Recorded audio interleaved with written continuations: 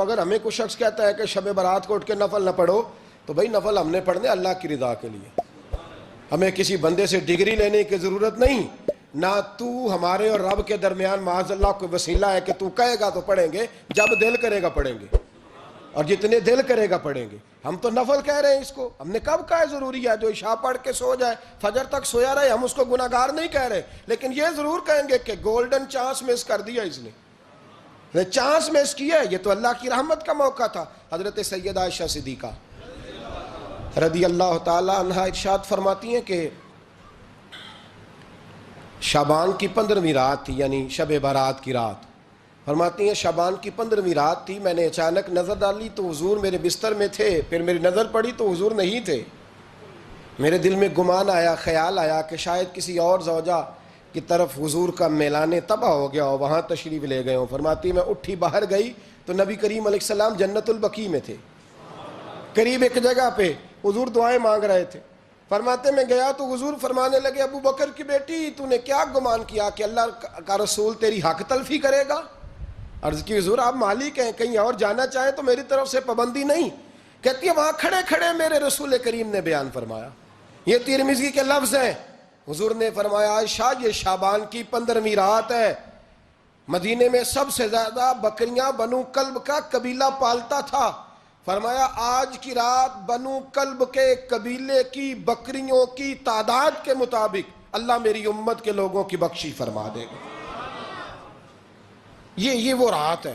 جناب عائشہ صدیقہ رضی اللہ تعالی عنہ نے بات رات کو سنی تنہائی میں نبی پاک سے، رات کو تنہائی میں حضور سے سنی، سویرے جناب عائشہ نے کل امت کو بتائی۔ اگر یہ بات اہمیت والی نہ ہوتی تو بی بی صاحبہ آگے روایت کرتی، یہ کتابوں میں آتی، یہ لوگوں کو بتاتی۔ حضرت عائشہ نے روایت کیا اور مولا علی شیر خدا نے تو کھل کے کہا، ابن ماجہ میں حضرت علی سے پیار کرنے والوں کے لیے الگ عنوان، مولا علی نے کھل کے فرمایا شعبان کی 15ویں رات کو رات عبادت کرنا اور سویرے روزہ رکھنا۔ حضرت علی کے لفظ بائی نہیں سیاستہ میں، رات کو روز عبادت کرنا، دن کو روزہ رکھنا۔ ویسے تو رب کریم ہر روز تہجد کے وقت پہلے آسمان پر نزول اجلال فرماتا ہے اور لوگوں کو فرماتا ہے کوئی بخشش مانگنے والا؟ اور فرمایا ہر روز تہجد کے وقت یہ اعلان ہوتا ہے، پر شب برات کو نا شروع رات سے یہ اعلان شروع ہو جاتا ہے۔ ادھر دیکھو میری طرف، مغرب سے اعلان شروع ہو جائے گا۔ اللہ کرے آپ کو سمجھ آئے، اللہ کرے آپ کو، اور بھائی یہاں باہر لوٹ سیل لگ جائے، یہاں ابھی سیل لگ جائے، 5000 والا جوڑا 1500 میں تو رش ختم ہوگا۔ اور بھائی اگر یہ لگ جائے، چلو یہ تو دور کی بات ہے نا، ہم تو لنگر والے لوگ ہیں، اگر لنگر کا اعلان ہو جائے کہ بڑا تگڑا ہے، بڑا تگڑا، ہمارے ہاں تو شادی کی روٹی کھلتی ہے تو لوگ آخری روٹی سمجھ کے کھاتے ہیں، تو شاید اللہ ماشاءاللہ یہ آخری ہے، اس کے بعد نہ ملے گی۔ جب اعلان ہوتا ہے اور دعوت ہوتی ہے کہ کھلا ہے جی کھاؤ، کیا حشر ہوتا ہے، کیا انداز ہے۔ مولا علی شیر خدا حدیث روایت کرتے ہیں، رنگ کیا ہے؟ فرمایا باقی راتوں میں نا تھوڑا سا پیکج ہوتا ہے، تھوڑا سا، آخری حصے میں رات کے شب برات کو نا رات چڑھتے ہی اللہ پہلے آسمان پر جو اس کی شان کے لائق ہے نزول جلال فرماتا ہے، اور پہلا جملہ یہ فرماتا ہے کوئی معافی مانگنے والا؟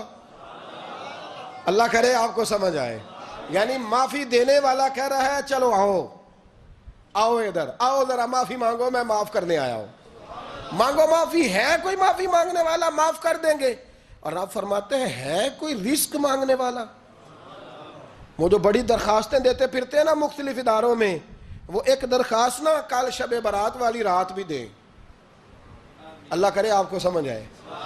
وہ جو کہتے ہیں نا بڑی بڑی کمپنیوں میں نے اپلیکیشن جمع کرائی ہے تو کہیں کام نہیں بن رہا تو نسخہ دے رہا ہوں، ایک اپلیکیشن کل رات بھی جمع کراؤ انشاءاللہ کام بن جائے گا۔ اور میں نہیں کہہ رہا، مولا علی شیر خدا فرما رہے ہیں، اور وہ خود نہیں فرما رہے، وہ نبی پاک کا فرمان نقل کر رہے ہیں، اور وہ رسول اللہ صلی اللہ علیہ وسلم کی بات نہیں بیان کر رہے، وہ کہتے ہیں رب فرماتا ہے کوئی روزی مانگنے والا؟ سارے سیٹھوں نوابوں جاگیرداروں کے پاس جا کے تھک گئے ہو، ایک دن میرے کہنے پر، ایک رات، ایک دیہڑی ذرا شب برات والی لگا کے تو دیکھو، پر شرط یہ ہے کہ یقین کامل ہو، ارادہ یہ، مطلب اللہ معاف کرے، آپ نے ناراض نہیں ہونا، لیکن وہ ماحول اس طرح کا ہے کہ شب برات کو ایک دو ساتھی کو کہا رات کو عبادت کر کہتے جی وہ تو ٹھیک ہے پر سویرے چھٹی نہیں، کام کرنا ہے. یعنی رب کہہ رہا ہے کہ تو آ جا شب برات کی رات، جو مانگے گا وہ تجھے. لیکن یہ ادھر نہیں توجہ کر رہا، یہ کہتا ہے سویرے 10 بجے دکان نہ کھلی تو مشکل ہو جائے گی، دفتر نہ گیا تو حالات. آپ دیکھیں ذرا، اب جب یقین اس طرح کا ہو تو پھر تو بھائی ساری زندگی اداروں میں درخواستیں دینی ہیں. پھر آپ جیسا آپ کا مزاج ہوگا، اللہ تعالیٰ تو بندے کے گمان کے قریب ہے. تو میرے رسول پاک علیہ السلام نے ہمیں یہ میسج دیا، پیغام دیا، فرمائے اس رات جو اولاد مانگے گا رب اسے بھی عطا فرمائے گا. اس رات جو اللہ سے بخشش مانگے گا اللہ اسے بھی دے گا. اس رات جو رب کریم سے عزت مانگے گا اللہ اسے بھی عطا کرے گا. شارحین نے لکھا اس رات جو رب سے پردہ پوشی مانگے گا اللہ اسے پردہ پوشی بھی عطا کرے گا. جو جنت کا سوالی ہوگا رب اپنے فضل سے عطا فرمائے گا. کوشش فرمائیں، کوشش فرمائیں. 10 محرم کو ہمارے ہاں لوگ جاتے ہیں قبرستان، وہ کسی حدیث سے ثابت نہیں، میں منع نہیں کر رہا، جائیں 9 محرم کو جائیں، 10 کو جائیں، 11 کو جائیں، 8 کو جائیں، سفر میں جائیں، ربیع الاول میں جائیں، قبرستان میں جب بھی جائیں منع نہیں ہے. لیکن شب برات والی رات تو خود رسول کریم گئے ہیں نا قبرستان. اب جو بات میں نے سمجھانی ہے اس کو سمجھیں. نبی پاک کی والدہ کا مزار نہیں ہے وہاں جنت البقیع میں. حضور کے کو بھائی بہن، حضور کیا کرنے گئے؟ امت کی بخشش کے لیے گئے. شب برات کی رات لالچی نہ بنے کہ صرف میں نے اپنے لیے روزی مانگنی ہے، کل امت کے لیے مانگے رب کریم سے. مانگے اپنے بھائی کے لیے، مانگے اپنی بہن کے لیے، مانگے اپنے بیٹے کے لیے، مانگے اپنی بیٹی کے لیے، مانگے اللہ کریم سے. یہ مانگنے کی رات ہے. پچھلی راتی رحمت رب دی کرے بلند آوازہ، بخشش منگن واریاں کارن کھلا جے دروازہ. آئیں اللہ کی بارگاہ میں اس رات کو کھل کے دعا مانگیں. قبرستانوں میں نا کچھ قبریں ایسی ہیں کہ جو بتاتی ہیں کہ سالوں بیت گئے ہیں کوئی آیا نہیں. کچھ قبریں بتاتی ہیں. اور کچھ بڑے قبرستان بڑے شہروں میں ایسے بھی ہیں کہ جن کا گورکن کہتا ہے کہ مجھے کمیٹی نے کہہ دیا ہے جہاں 4-5 سال کوئی نہ آئے وہاں نئی قبر بنا دیا کرو. وہاں نئی قبر بن جاتی ہے معاذ اللہ. او بھائی کچھ ہیں ایسے، کچھ ہیں. یہ جائیں نا اکبر بادشاہ یہاں لیٹا ہے لاہور میں تو شعر لکھا ہوا ہے، بر مزارے ماں غریباں نے گلے پروانہ سوزز نے صدائے بلبلے. فارسی کا مقولہ لکھا ہے اس کی قبر پہ، کہتا ہے میں وہ غریب ہوں. اعلیٰ بادشاہ ہے مقبرے میں لیٹا ہے، کہتا ہے میں وہ غریب ہوں کہ نہ یہاں کوئی پروانہ آتا ہے نہ بلبل آ کے گیت گاتی. کوئی آتا ہی نہیں، کوئی فاتحہ نہیں پڑھتا، کوئی فاتحہ نہیں پڑھتا. او بھائی کئی قبریں ایسی ہیں جن پہ سالوں بیت گئے کوئی لوٹا نہیں. اور مشکات میں حدیث ہے میرے نبی کریم علیہ السلام نے فرمایا جو قبر میں ہوتا ہے وہ تو اس آدمی کی طرح ہے جو دریا میں ڈوب رہا ہے اور وہ انتظار کر رہا ہے کہ میرا بیٹا میرے لیے دعا مانگے، میری بیٹی دعا مانگے. پر بیٹے کو تو 27 سال ہو گئے، ملک سے باہر ہے، کاغذ بنے گے تو ابے کی قبر پہ آئے گا نا. اس کے تو کاغذات ہی نہیں مکمل ہو رہے. وہ بیٹے کو تو مشکل ہے بڑی، وہ تو کاغذات نہیں بن رہے. وہ تو دولت کا مطالبہ پورا ہوگا تو جب ہی وہ کام ہوگا نا. انتظار ہو رہا ہے قبروں میں میرا بیٹا دعا کرے، میرا بھائی دعا کرے. اور اگر بچہ دفن ہے تو وہ کہتا ہے میری ماں دعا کرے، میرا باپ دعا کرے.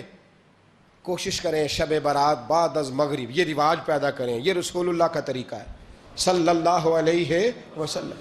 قبرستان میں جائیں اور جا کر کے وہاں اللہ تبارک و تعالیٰ سے دعا مانگیں کہ یا اللہ جو اس قبرستان میں لیٹے ہیں وہ بھی، اور جو آج تک کلمہ پڑھنے والے دنیا سے گئے وہ بھی، اور جو قیامت تک جائیں گے وہ بھی. اے اللہ تو سب کی بخشش فرما دے. اللہ کی رحمت کو محدود نہ کریں کہ صرف مجھے بخش دے، اسے کہیں یا اللہ کل کی بخشش فرما. ساری امت کے لیے دعا کریں. شب برات کی رات نفل پڑھیں. ہمارے ہاں محفل ہوتی ہے ہر سال الحمدللہ، بڑے شوق سے بڑا خوبصورت ہم اہتمام کرتے ہیں. لیکن میں اکثر دوستوں سے کہا کرتا ہوں کہ جن کو اکیلے میں نفل پڑھنے میں مزہ آئے وہ اکیلے میں پڑھیں. کتنی کھلی بات کر رہا ہوں. میں پابند نہیں کر رہا کہ آپ یہاں آئیں گے محفل میں آئیں گے ضروری ہے. بھئی آپ کو اکیلے میں مزہ آتا ہے نا. کچھ لوگ تنہائی میں ہو تو دل زیادہ لگتا ہے، وہ تنہائی میں کریں اللہ اللہ کوئی عرض نہیں. لیکن کچھ ایسے ہیں کہ نعت سنتے ہیں تو دل نرم ہوتا ہے، تقریر سنتے ہیں تو دل نرم ہوتا ہے. تو جن کا اس طرح نرم ہوتا ہے وہ مسجد میں آئے, بات سنیں. کچھ کو سب کے بیچ بیٹھ کے رونا آتا ہے. حضرت سعدی شیرازی فرمایا کرتے تھے کچھ لوگوں کے آنسو مجھے رلا جاتے ہیں. فرماتے ہیں کچھ کی آنکھیں دیکھ کے رو پڑتا ہوں, لہٰذا میں جب بھی ذکر کرتا ہوں محفلوں میں بیٹھ کے کرتا ہوں. تنہائیوں میں مجھ سے نہیں ہوتا, تو جس سے نہیں ہوتا وہ آئے نا, مسجد میں آئے, رات عبادت کریں. کل مغرب سے پہلے پہلے کام سمیٹ لیں سارے, اور مغرب کے بعد یہ رات شروع ہوگی, مغرب کے بعد ایک چھٹی کر لو اللہ رسول کے لیے. کر لیں گے انشاءاللہ تعالی ایک چھٹی. اور توبہ کی رات ہے یہ, توبہ کرنی ہے. توبہ کس کو کہتے ہیں؟ توبہ کا معنی ہے پچھلے گناہ پر پچھتانا, شرمسار ہونا. کہتے نہیں اے کاش میں نہ کرتا, اور وہ لفظوں میں نہیں, جملوں میں نہیں, توبہ رٹی رٹائی نہیں, شرمسار ہونا اور آئندہ گناہ نہ کرنے کا پکا ارادہ کرنا, اس کا نام توبہ ہے. دیکھیں اللہ تعالیٰ فضل کرے, میں نے پچھلے سال کہا تھا پھر کہتا ہوں, مسجدوں سے نا شب برات کی رات, شب قدر کی رات چیخوں کی آوازیں آتی ہیں, لوگ اتنا روتے ہیں نا. رونا چاہیے, کم روتے ہیں, زیادہ رونا چاہیے. لیکن سوال یہ ہے کہ اتنا زیادہ لوگ شب برات کی رات روتے ہیں, کیا پھر سویرے بددیانتی ختم ہو جاتی ہے؟ جو رات مسجد میں کھل کے رو کے آیا ہے اس کا پروگرام ہے نا کہ اب ملاوٹ کبھی نہیں کرے گا, اب گاہکوں سے جھوٹ کبھی نہیں بولے گا, اب وہ بددیانتی کا معاملہ کبھی نہیں کرے گا. لیکن رات روتا بھی رہے اور سویرے پروگرام یہ ہو کہ میں نے پھر لوگوں کو فریب دینا ہے, داؤ لگانا ہے, تو اس نے توبہ کیا رات کے, یہاں بس یہ ایکٹنگ کر کے لوٹ آیا ہے. یعنی بڑی سجا بنا کر کے, سوار کر کے رات توبہ کی. کیا مطلب ہے توبہ کا؟ کہ توبہ آپ نے کی. حضرت حسن بصری سے کسی نے کہا توبہ کیا ہے؟ فرمانے لگے توبہ یہ ہے کہ جس گلی سے رب نے تجھے منع کیا ہے دوبارہ پھر تو اس گلی میں نظر نہ آئے, تو نظر ہی نہ آئے. اور جس جگہ جانے کا رب نے تجھے حکم دیا ہے پھر تو دوبارہ وہاں سے غیر حاضر نہ ہو. اگر یہ پروگرام ہی نہیں, ارادہ ہی نہیں. بچے ایک دو مجھے کہنے لگے کل حضرت صاحب توبہ کے موضوع پر ہم نے گفتگو کرنی ہے, تو کوئی باپ بتائے کہاں پہ ہے. کچھ بچے شاگرد ہیں, کچھ مسجدوں میں جمعہ پڑھاتے ہیں. ایک نے مجھ سے کہا, تو میں نے کہا بیٹے پہلے مسجد میں جاؤ, 2 نفل پڑھو, توبہ کرو, توبہ کا ارادہ بناؤ. یہ رسم نہیں ہے. وہ نعت خواں بھی تو توبہ کر لینا جو شب برات کے دن لوگوں کو توبہ کرانے آیا ہے اور 25,000 کا سودا کر کے آیا ہے. تو آج اس کام سے تو توبہ کرنا, یہ نوٹ پھکوانے سے تو توبہ کرنا. یہ رسم ہے. ساری رات توبہ توبہ توبہ توبہ, یہ کیا معنی ہے اس کا؟ کیا مطلب کریں؟ امام غزالی فرماتے ہیں کہ ایک آدمی بادشاہ کا گارڈ تھا, سپاہی تھا, اس کا پہرے دار تھا, نگرانی کرتا تھا, بڑی وفاداری سے نوکری کرتا رہا. بادشاہ نے اسے تنخواہ کے علاوہ بھی بڑا نوازا. اسے بادشاہ نے بڑے الاؤنسز دیے, بادشاہ نے بڑا کچھ دیا, مکان دیا. کچھ سالوں کے بعد بادشاہ کو پتا چلا کہ یہ میرے لیے نہیں آتا تھا, اس کی تو میری کنیز پر نظر تھی. اس نے تو رات کی ڈیوٹی اس لیے لگوائی تھی کہ کنیز پر نظر تھی. تو امام فرماتے ہیں کہ بتاؤ پھر وہ بادشاہ اس کے ساتھ کیا سلوک کرے گا؟ وہ کیا سلوک کرے گا؟ تو لوگ کہنے لگے حضور لگتا یہ ہے کہ وہ نا 4-5 حصوں میں کاٹ کے تو کتوں کے آگے پھینکے گا. آپ فرمانے لگے میرا رب تو بڑا ہی کریم ہے, وہ تو ایسے نہیں کرتا. لیکن بتلاؤ اگر اسے پتا چلے کہ یہ رسم کے لیے آیا ہے, اس کی تو نظر ہی مال پہ ہے, یہ تو سویرے بدلے گا نہیں, یہ تو دھوکہ دے رہا ہے, یہ تو توبہ کرنے آیا ہی نہیں, اس نے تو ڈھونگ رچایا ہے, اسے تو پہلے سے خبر ہے. تو پھر تم کیا امید رکھتے ہو؟ پھر کیا رویہ رکھتے ہو؟ شب برات کی رات دھاڑے مار مار کے رونا اور صبح اسی طرح دھوکہ دینا, اسی طرح فریب کرنا, اسی طرح جھوٹ بولنا, اسی طرح بددیانتی کرنا, اسی طرح لوگوں کو لوٹنا. تو یہ رسم نہیں ہے توبہ. توبہ تو بدل جانے کا نام ہے, توبہ تو پھر سنور جانے کا نام ہے. توبہ تو اس طرح ہے جس طرح حضرت ابراہیم ابن ادھم نے کی تھی. وقت کے بادشاہ تھے, بادشاہ جب توبہ کی تو پھر ہر چیز چھوڑ دی, پھر مال لوگوں میں بانٹ دیا اور پھر ٹاٹ کا لباس پہن کر زندگی گزاری. لوگوں نے کہا حضور یہ تبدیلی ہے. فرمایا تبدیلی نہیں, یہ میری توبہ ہے, یہ میری توبہ ہے. جب توبہ کی تو پھر بدل کے کی, جب توبہ کی تو پھر تبدیل کیا آپ نے. یہ کیا توبہ ہوئی؟ ساری رات روتے رہے, سویرے دکان پہ جا کے پھر قسم اٹھائی کہ مجھے تو پڑتا ہی 11,000 کا ہے. یہ توبہ ہے؟ تو آپ نے اور میں نے توبہ کرنی ہے تو انشاءاللہ تعالیٰ اس طرح کرنی ہے کہ پھر 15ویں شعبان کو بدل جائے. یہ جو موقع آتے ہیں نا شب برات کے, شب قدر کے، یہ بنیادی طور پر اللہ تعالیٰ کی طرف سے دی ہوا موقع ہوتا ہے کہ چلو تمہیں چانس دیتے ہیں، تمہیں چانس دیتے ہیں، پابندی کوئی نہیں، لیکن رب کی طرف سے نا موقع ملتا ہے، چلو تمہیں ایک موقع دیتے ہیں، چلو اپنے آپ کو کلیئر کر لو، تمہیں موقع دیتے ہیں۔ یا اللہ کیا کرے، کچھ بھی نہیں، آ کے نا سچے دل سے 2 رکعتیں پڑھ کے توبہ کرو، عرش کا مالک پچھلے سارے ہی معاف کر دے گا، کچھ بھی نہیں، آؤ موقع ہے۔ ان لوگوں کی باتوں پہ نہ جائیں جو بلا وجہ پریشان کرتے ہیں، ہمیں بھی روز ہی سوال آتے ہیں، دل نہیں کرتا، کچھ باتیں ایسی ہیں جو کرنے کو طبیعت نہیں چاہتی، میں کروں گا بھی نہیں۔ لوگوں کو شب برات کا حوالہ بھی نہیں مل رہا، حالانکہ ترمذی شریف میں حدیث موجود ہے، صحاح ستہ کی روایت ہے، ترمذی میں موجود ہے۔ پہلے کہتے ہیں صحاح ستہ سے دکھاؤ، جب صحاح ستہ سے مل گئی تو آپ اور کدھر جانا ہے؟ اور ابن ماجہ میں موجود ہے مولا علی کی روایت، اور ذرا ترتیب دیکھیے گا، یہ ترمذی کی حدیث ہے، اور امام ترمذی نے تو پورا باب باندھا ہے 15ویں شعبان پر، پورا باب۔ اب تمہاری مرضی ہے، اگر تم نئی بات کو سمجھنا چاہتے۔ اور مجھے پتا کیوں یہ شب برات کیا لگتا ہے، مجھے کبھی کبھی یوں لگتا ہے کہ رب فرماتا ہے کہ رمضان سے 15 دن پہلے ہی پکی سچی توبہ کر لے، تیاری کر، پاک صاف ہو جا، تاکہ جب رمضان آئے نا تو پھر تجھے پاک ہونے کی ضرورت نہ پڑے، بس پھر تو آتا جائے اور میں تیرے اوپر رحمت نچھاور کرتا جاؤں۔ بس تو پہلے ہی تیاری کر، 15 دن پہلے ہی، 14 دن پہلے تیار ہو جا۔ کل رات اپنے آپ کو ذہنی طور پر تیار کریں، بچوں کو تیار کریں، گھروں کو تیار کریں۔ اب جب مہمان آتے ہیں نا بڑا کچھ کرتے ہیں، شب برات آئے تو مصلی ایک دفعہ دھویا کریں، ایک دفعہ مصلی دھویا کریں۔ فرش دھوتے ہیں نا، مہمانوں نے آنا ہے تو ایک کمرے کا فرش دھو کے صاف کریں کہ خواتین نے یہاں ساری رات نماز پڑھنی، یہ ارادے بنائیں۔